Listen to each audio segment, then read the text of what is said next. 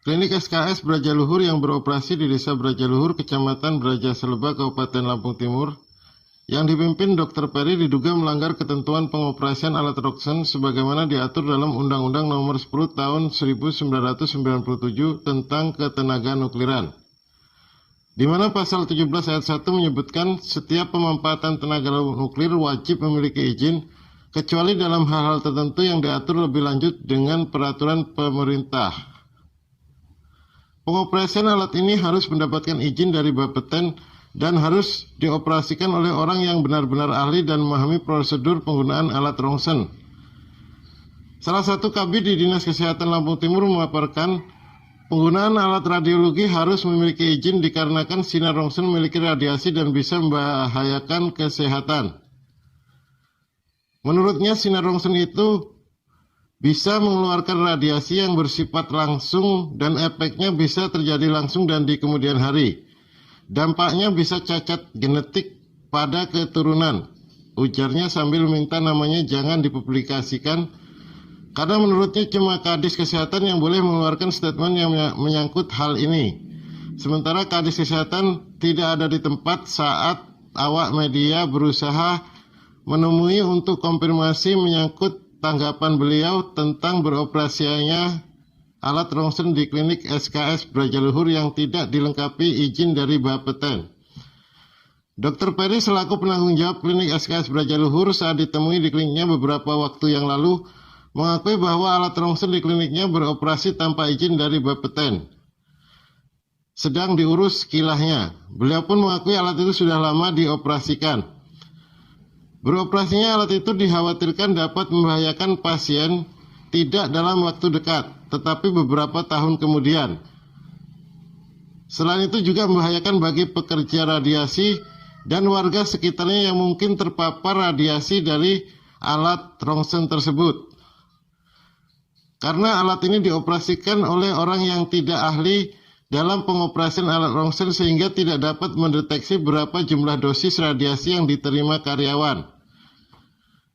Negara pun kehilangan pendapatan negara bukan pajak dari sektor perizinan yang bisa berakibat kerugian keuangan negara. Wahyu Apriansah, Lantai News TV melaporkan dari Desa Brajaluhur.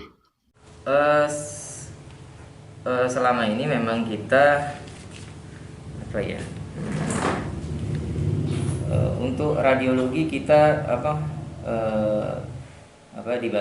membantu masyarakat karena memang gini, Roxen ini kan susah untuk di daerah Selebah nggak ada banget, daerah Selebah nggak ada banget. Terus kemarin kita sudah alhamdulillah sudah koordinasi dengan sejawat kami bahwasanya memang untuk pengurusan radiologi limbah itu nanti rencana akan dibarengin di bareng-bareng kan gitu, karena ada sebagian beberapa klinik memang belum memiliki izin radiologi kan gitu ya. Jadi mau tahapnya memang rencana bareng-bareng, hanya saja memang gini, karena keterbatasan corona mungkin jadi kita untuk pengurusan ya belum dulu gitu. Jadi yang kami tahu Pak, Roxen ini kan sudah ada di sini sejak lama.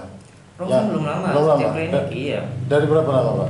2019. Kita 2019. pernah punya ini Roxen sebenarnya memang 2018 kita sudah punya, tapi stuck itu berhenti. Tidak digunakan karena digunakan lagi 2019 sejak klinik itu. Terus untuk 2019 alasan itu juga pegawai Roxen, boleh sampean tanya sama pegawai Roxen ya. Enggak Pak, ini kita tidak hari tidak ini bicara, kita yang Roxen aja nggak ada. Tidak bicara masalah membantu masyarakat atau bagaimana Pak. Kami bertanya aturannya bolehkah Roxen itu dioperasikan tanpa izin radiologi secara aturan?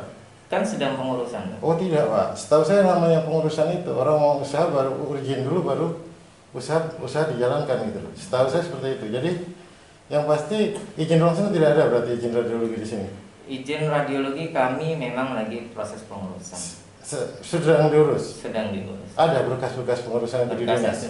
Di dinas sudah ada. Belum ada. Berarti belum diurus Pak. Kalau sedang dalam pengurusan itu sudah diajukan tapi belum dikeluarkan izinnya. Mungkin itu dikatakan sedang dalam pengurusan. Tapi prosesnya gini Pak. Roxen kami itu 1 minggu itu belum tentu ada 5, Karena rongsen radiologi itu memang kami hanya memilah pasien mana yang gawat, pasien mana yang enggak. Contoh, patah tulang kami harus membantu pasien untuk rongsen. Setahu saya gini Pak, prosedur kesehatan yang memang harus dijalani. Setahu saya nih, mohon maaf saya tidak tahu ilmunya. Apabila pasien itu tidak bisa ditangani di klinik tingkat 2 yang peralatannya belum lengkap dan belum memiliki izin, maka dilakukan rujuk Pak ke rumah sakit atau ke pihak yang memang sudah menyediakan fasilitas itu. Gitu loh, yang saya tahu gitu loh. Bukan memaksakan diri dengan mengadakan alat itu tanpa koordinasi dengan pihak terkait gitu loh. Setahu saya seperti itu. Coba nanti kami koordinasi dulu ke Dinas Lamongan Timur dulu. Ya, boleh. Cukup. Nanti. Karena kami di klinik SKS Braja Luhur untuk izinnya insya Allah lengkap. Ya. Untuk apakah USG rongsen seorang dokter butuh? Ya memang harus butuh dong, gitu. Karena sebagai untuk membantu masyarakat dalam penegakan diagnosa. Kalau nggak ada itu, ya kewalahan dokternya, kan gitu. Itu dokter spesialis atau dokter umum Pak yang menggunakan itu? Kalau USG dokter umum boleh, ya.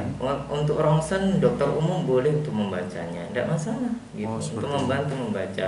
Hanya kita tidak menegakkan diagnosanya. Gitu. Tidak menegakkan. Jadi misal kita ada pasien nih setelah dia minta ronsen atau ibaratnya perlu kita ronsen, itu langkah yang kita ambil setelah itu apa? Setelah hasil ronsen itu keluar?